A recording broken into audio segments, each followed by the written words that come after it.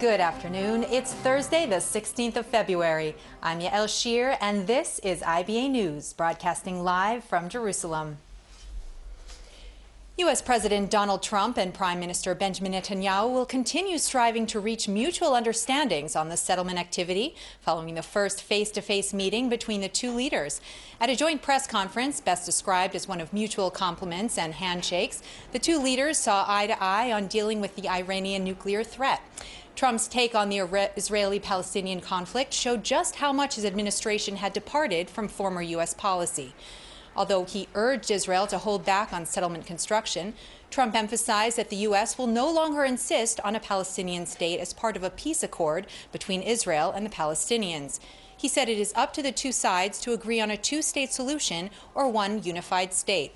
On his part, Netanyahu, while not renouncing his commitment to a two-state solution, avoided mentioning Palestinian statehood altogether. President of the United States. So I'm looking at two-state and one state, and I like the one that both parties like. I'm very happy with the one that both parties like. I can live with either one. I thought for a while the two-state looked like it may be the easier of the two, but honestly, if Bibi and if the Palestinians, if Israel and the Palestinians are happy, I'm happy with the one they like the best. There are two prerequisites for peace that I laid out several years ago, and they haven't changed. First, the Palestinians must recognize the Jewish state. They have to stop calling for Israel's destruction. They have to stop educating their people for Israel's destruction. Second, in any peace agreement, Israel must retain the overriding security control over the entire area west of the Jordan River, because if we don't, we know what will happen.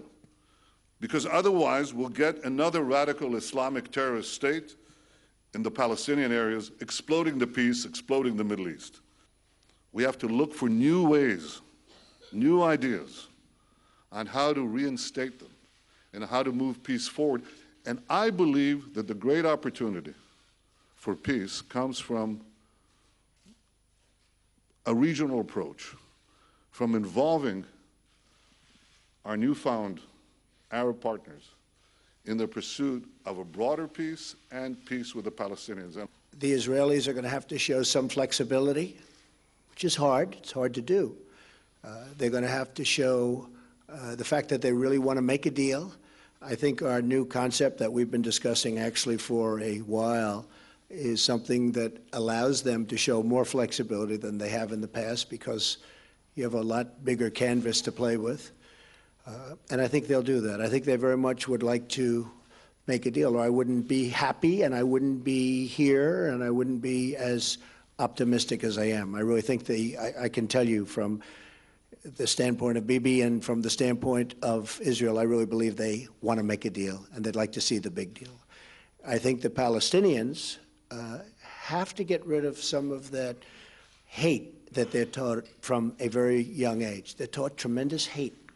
I've seen what they're taught.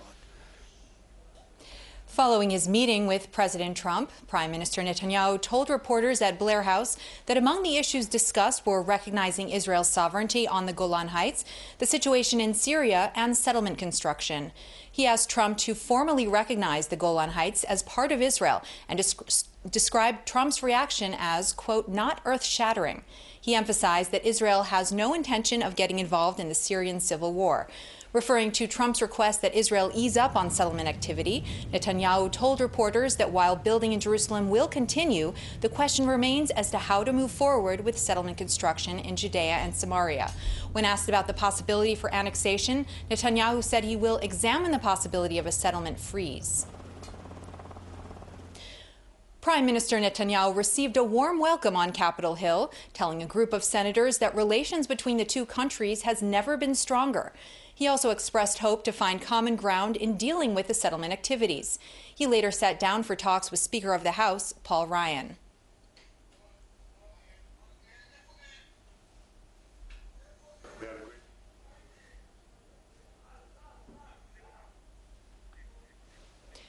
Joining us in the studio is Amotz Asael, Jerusalem Post senior columnist and commentator.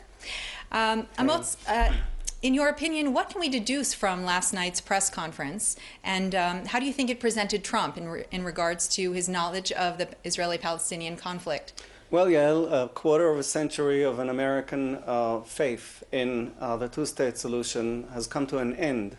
This is not to say that they are now agnostics, but they no longer insist on this being the panacea to the Arab-Israeli conflict as they have since 1993. And in this regard, an era has come to an end. I would say that the era actually began even earlier in 1988, when the elder Bush's administration recognized the PLO in a stark departure from previous American policy. And in a sense, Trump is returning to that prehistory because he's effectively saying that this is not at all the exclusive solution to the conflict, and he is not ruling out an effective Israeli takeover of the West Bank in one guise or another. So he's coming at in a very diplomatic approach. And it differs from the Obama administration in what way? Well, President Obama insisted on the two-state solution being the only and the very imperative solution to the conflict, and he insisted also that it is very practical, and thus parted ways with the Israeli voter who at the time brought to power governments that disagreed with this analysis. And he tried in his own way to impose this on Israel. Granted, that imposition was not nearly as blunt as it could have been, but at least abstractly speaking, he really was speaking starkly to Israel, saying that this is where it should go and this is where it is not going. This will not be Trump's attitude as we've seen yesterday. I see. So President Trump called on Israel to ease up on the settlement construction. How do you think this will be received by Netanyahu's coalition back home? I think that this was for them a good reminder that Trump does not work for them, and he has not voted for them, and he certainly will not be taking orders for them. He will be serving the American interest as he will see it, and that, even in his view, even right now, is not the Israeli right wing's view. The territories certainly are, from his viewpoint, negotiable. They certainly are not sacred, least of all biblically. And he therefore is coming to this entire situation with an entirely different attitude from the Israeli right. Having said this, circumstances are such that these differences of views of his are pretty much theoretical right now. I see. Do you think this differs from his policies prior to the election, to the American elections, in terms? Certainly, yes. The tone is changing. We've seen his tone change also in other and much more crucial arenas. Most crucially, towards the Russians. He has previously said that, or implied that, Russia's annexation of Crimea was none of America's business. Now he's come down to earth and coming out against it. And the same thing has happened with China, whom he previously provoked by waltzing with Taiwan, and he now said that he does support the one China policy. So I think that here too we're seeing now a new pragmatism that much more resembles traditional American attitudes than it did the Trump, the candidate's attitudes. Interesting. So moving to Iran, Trump has said he will not allow Iran to obtain a bomb. How much is he departing from Obama's legacy in that regard, and how much is he leaving intact? I think that Obama on Iran had a fundamental assumption that was disagreeable in Israel to everyone, including such left-wing people like Amos Yadlin, who was Labor's candidate for Minister of Defense, and all these Israelis, from him to Netanyahu, disagreed with Obama, who thought that Iran, under its current management, is a reasonable partner for America and for the West. And Trump is effectively saying this administration, this leadership in Iran is completely disagreeable to America on any possible parameter. And he simply vividly recalls and will not forgive what Iran did to America back in '79 with a hostage crisis and then with the terror attacks in Lebanon. He forgets none of this, and he forgets none of Iran's pioneering of Islamist terror worldwide, and he therefore treats this Iranian leadership not as a negotiation partner, but as an enemy. I see. So moving back to his policy with Russia, how do you think that Trump was aware of the former National Security Advisor Flynn's conversations with Russia? That's a great enigma that I have no new light to shed on. I will only say that if there really was anywhere in Trump's operation, let alone in his own mind, an assumption that this Russia, under Putin's very unique leadership, can be one that America can fully harmonize with. He now understands how far-fetched that was, and the extent to which Flynn was part of this and what exactly he was up to with the Russian remain to me unknown and unclear. And this whole thing is, in my view, also a reaction to the Obama attitude, which was also misconceived, in that it saw reflexively in Russia the same kind of rival that it had been during the Cold War. And this it wasn't. It wasn't during Obama's days, and it isn't now. This is not the kind of Russia that the Soviet Union was when it tried to conquer the world and when it tried to impose a certain worldview on other countries. It thinks now economically like everyone else, and it behaves imperially, but only in Russia's immediate surroundings, whether that be in Ukraine or all the way down to the South China Sea. So this is the kind of Russia we face. And I think Trump understands this and will now have an easier way of dealing with it practically and pragmatically than he had previously with Flynn still there. Amos Asael, thank you so much for joining us today. Thank you, Ann. Back to our program. Palestinians expressed a concern over the possibility that Washington could ditch its support for an independent Palestinian state. At the same time, Palestinian officials noted they had not yet received any official indication of a change in U.S. policy. Palestinian President Mahmoud Abbas accused Israel of destroying all chances of peace. In Israel, lawmakers had mixed opinions, with some supporting the one-state solution and others saying it's time for a change in the country's leadership. Those who believe that they can undermine the two-state solution and replace it with what I call one state, two systems, maintaining the status quo now, apartheid, I don't think in the 21st century they will get away with it. I personally think that more and more people in the world, and I'm very happy to see that even in the American administration, there are thought of changing the current policies of understanding that strong Israel and strong Jewish settlements all over Judah and Samaria are the only way to secure stability in this region, to promote peace and to promote an agreement. The Americans essentially will not change their approach. They are for a two-state solution. Most of the Israelis are for two-state solution, and most of the Palestinians are for two states. It is time for new ideas. It is time for new energy. It is time for new leadership here in Israel and in the region. UN Secretary General Antonio Guterres warned against abandoning the idea of a two-state solution, saying there is no alternative. Speaking during a visit to Cairo, the UN chief said everything must be done to ensure the establishment of a two-state solution, saying it is the only solution that will bring about peace. He said, quote, "We should not forget the mother of all conflicts is the Israeli-Palestinian conflict." He continued, "It is important to stress that, in my opinion, there is no plan B other than a two-state solution." The U.S. Senate committee is slated to hold a confirmation hearing today on the appointment of David Friedman as the next ambassador to Israel. 5 former Republican and Democratic American ambassadors to Israel have come out against Trump's choice, saying Friedman, who served as President Trump's advisor on Israel affairs during the election campaign, is unqualified for the diplomatic post and doesn't have the required temperament. In a letter sent to members of Foreign Relations Committee, the former American envoy cited Friedman's so-called extreme and radical positions, saying he has derided the two-state solution. The former diplomats called on the committee to question whether Friedman would defend the established U.S. position that annexation of Judea and Samaria would be counterproductive and a violation of international law. Earlier this week, the left-leaning Israel lobby, J Street, began a campaign to block Friedman's appointment. Despite the heavy opposition to David Friedman's appointment as the next U.S. ambassador to Israel, he will likely be approved. Mark Zell, chairman of the Republican Overseas Israel branch, spoke to IBA's Aryeh O'Sullivan.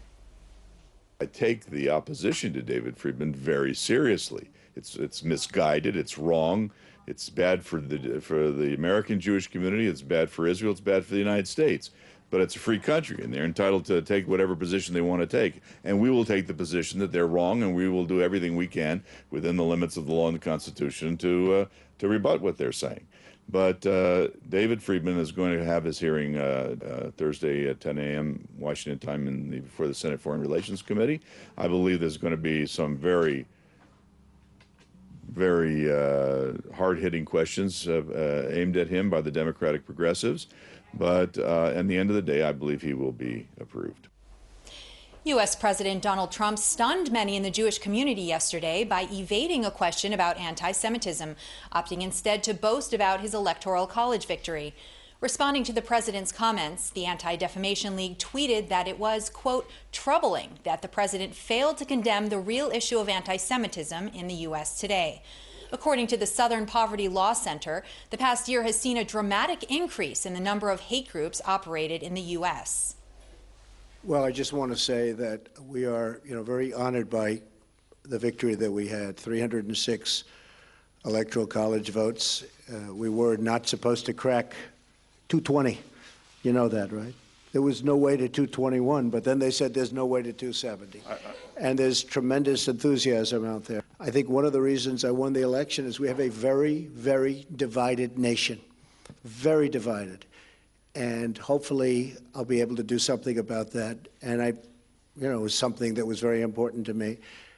As far as people, Jewish people, so many friends, a daughter who happens to be here right now, a son-in-law, and 3 beautiful grandchildren.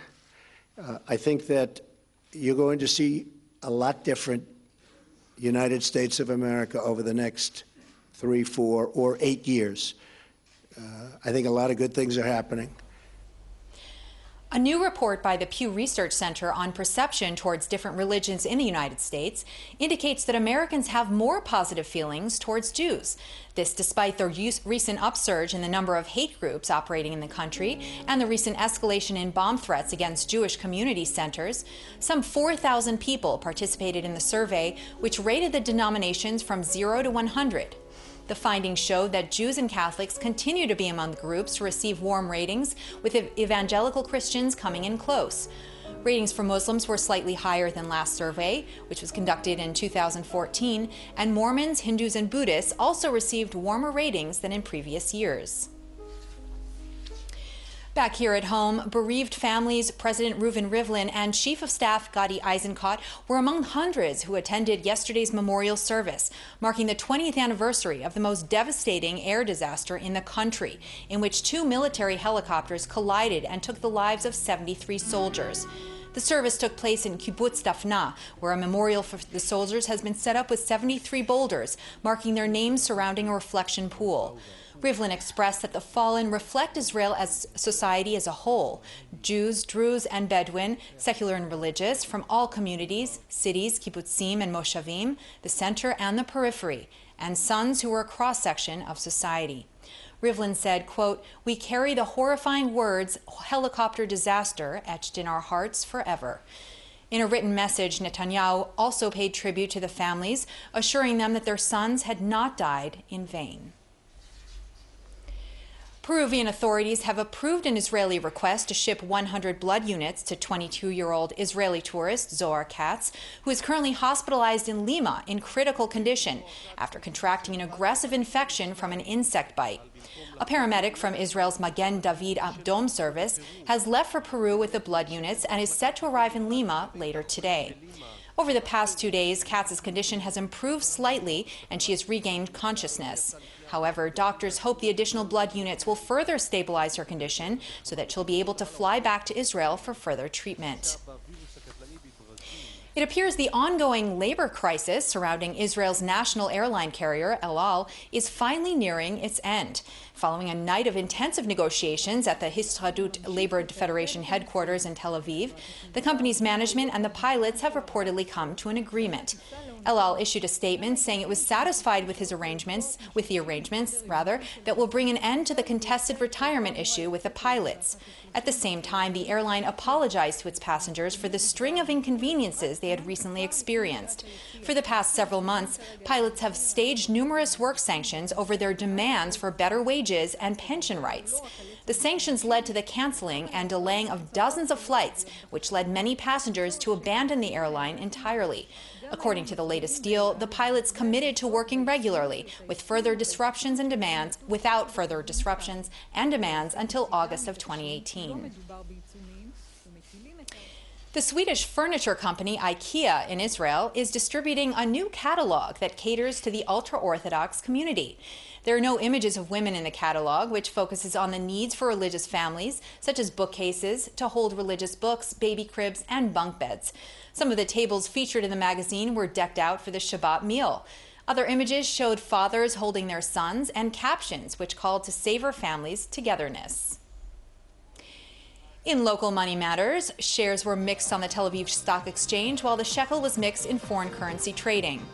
Here are the numbers.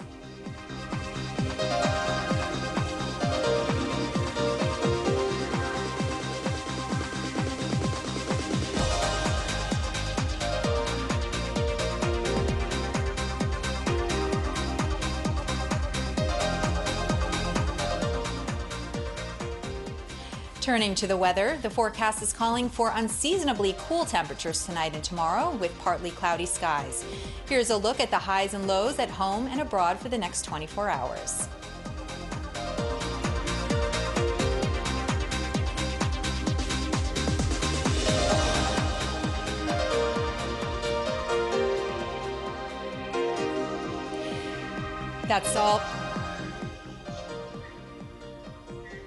That's all for this newscast. Join us again on Sunday, same time, same channel. Until then, I'm Yael Shir, wishing you a pleasant evening and shalom from Jerusalem.